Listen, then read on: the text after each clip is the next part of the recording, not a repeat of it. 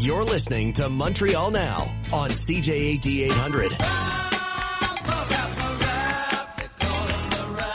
You have to remember that this is very symbolic. I mean, if we're sending $5 to $7 million to a hockey team like that, what signal are we sending on the eve of the budget that's going to present a very large deficit, as already announced by Premier Legault?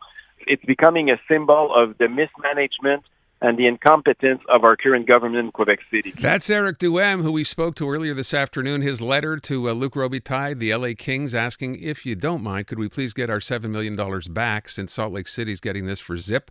Hey, Jim, James MENNIE at the Montreal Gazette on the line. The motto I said to Eric should be in Quebec, why pay for something when you can get it for free? Oh, I'm sorry.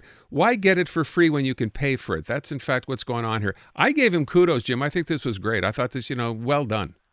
I think you hit the nail. I think you hit the nail on the head, Aaron, when you said every other opposition party right now is wishing they had done this. Okay, because we're not hearing some. He is not revealing some deep secret here. He's not. Yeah. He's not sharing some arcane political insider kind of information. This is straight up common sense, and I love how. And he's still doing this with a very straight face, but I love how he, to a certain extent, he's taken the onus for this really, stupid decision by the government and kind of tangled up the Kings with it, pointing out they're $1 billion operation. This is chump $7 million is chump change to you, and quite frankly, your brand is going to suffer some damage if you continue to allow yourself to be dragged along in this farce. And it will be very, very interesting to see what, and I heard Mr. James suggest he could find out by today if there's going to be a development on that.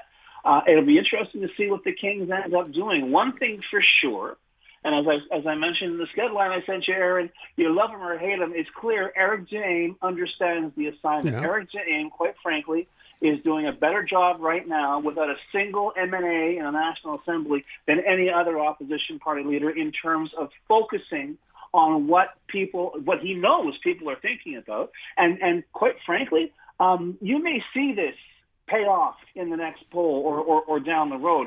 Clearly, and as you suggested, well, people say you're showboating. Guess what? 90% of politics is just that, showboating.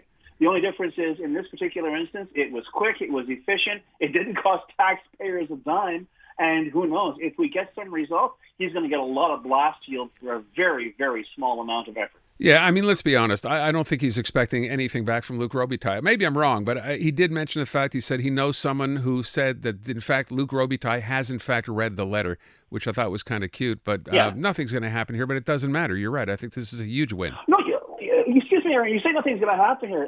Here's my fearless prediction. This coming October, when these exhibition games are supposed to be going on, presuming that they actually get people out to the games, or if they try to fill the Centre Vidéotron with, every CAC apparatchik they can, along with their friends, please don't think there's not going to be camera crews out there asking people before they go into that game whether they think this was a good use of taxpayers. Fair enough. Okay. Look, I love, Luc Robitaille, Quebecer. I mean, I would love to see, I think most of us would love to see some kind of reaction. I'm just not expecting it. So let me move on and talk about what we're actually going to come back and talk about in a minute when we get to our questions. So the latest from Bill 96, is it 1,500 pages, Jim, or 15,000 pages? Because it seems like this just keep going on forever.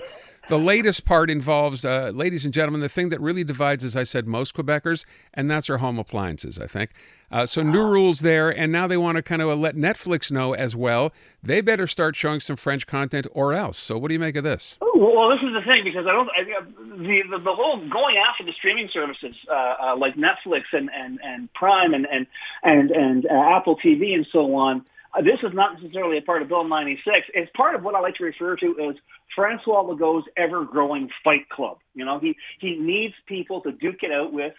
So here we have Mathieu Lacombe, who's the Minister of Culture, saying, I spoke to a bunch of experts, and they tell me, because of recent Supreme Court decisions, that the issue of streaming services is not necessarily one of the CRTC and federal jurisdiction. It is a matter of culture. It is a matter, perhaps, of promoting various cultural strengths at the provincial level, which is fascinating, because I would love to see how the streaming services would behave when a government elected by 24% of the electorate in a market of 9 million people, and maybe out of that we got how many, 6 million adults, are going to turn around and be pushed around and be told, you have got to produce more French language content. I think they should all be proactive, Aaron.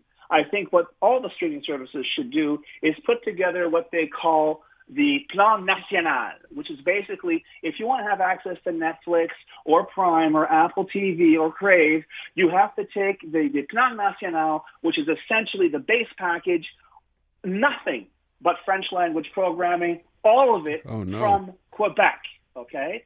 TV, documentaries, movies, whatever, all of that, that's all you get. You do not have access to any other content whatsoever. If you want to upgrade from the Plan National, you do the Plan des Autres, okay? And with that, you get, wait for it, non-Quebec productions dubbed in French in Quebec, okay? Uh-huh. And then finally, if you want to go, the full Monty, you get the Plan des Autres chromé, okay? Which is basically the access you have now, but only if you have the other two services. I think that would do the government's job for them, and I'm sure the people of Quebec would go to bed every night saying a prayer for François Legault and Mathieu Lacombe for having protected, once again, their culture from the ocean of English language streaming services that threaten to extinguish the Quebec identity. By the way, I do want to clarify, when you watch Netflix, virtually everything on Netflix is available. I mean, there's subtitles for everything, right? And absolutely. Not just subtitles, but they have like actual translations. You could watch it in French. This is about pushing for Quebec productions, Jim, right? Well, not just French. Why turn around and create, or produce or promote the industry itself? No, let's get those foreigners who are coming in here and push them around. And the same stupidity as with, no, you're not going to put a sticker with the French language instructions on the appliance. You must, do it at the shop, engrave it at the shop. It is never going to happen.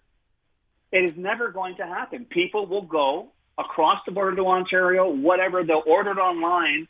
But it is once again, this government, which I guess is performing every day for a clutch of columnists over at Quebecor, ignoring the vast majority of people who I think even voted for them, with these clownish attempts to pretend that they're protecting the Quebec identity, and in fact, the only thing they're doing in Quebec is attracting international ridicule on a regular basis. By the way, it maybe bears mentioning this story, though, on the appliances, which is going to be the question in a minute, didn't even make it in French media today. It's not even a story. It's not an issue anywhere. You know what? I think, first of all, as far as I know, this story broke in English with the Canadian press, and I think it hasn't trickled down yet to the French language media. But I wouldn't be surprised if you start to see more of it in French media. But my God, talk about an absolutely ridiculous and petty. This is the trademark of the Legault government. A petty, attempt to go after appliance manufacturers. All of it in the name of the Quebec identity, which is becoming more and more synonymous with quite frankly, this ongoing theater of the absurd that we've seen performed in this province since 2018. I'm going to ask you one last thing before I let you go, again, in relation to this, and that's the fact that we heard Jean-François Roberge, he's the minister of the French language, suggest that when he was asked, no, it doesn't have to be permanently engraved. You can just use the stickers that often come with these products and just use them and put the French one on, and that's fine. Yet we heard the draft regulation says not that at all. So who are you supposed to believe here? The precise opposite. And I can only say something that I have said on a regular basis, and something that our mutual friend Tom Mulcair has said. Many of these cabinet ministers have never even looked at Bill 96. Yeah. Certainly starting to seem that way. James MENNIE at the Montreal Gazette. Thank you, Jim. Adama.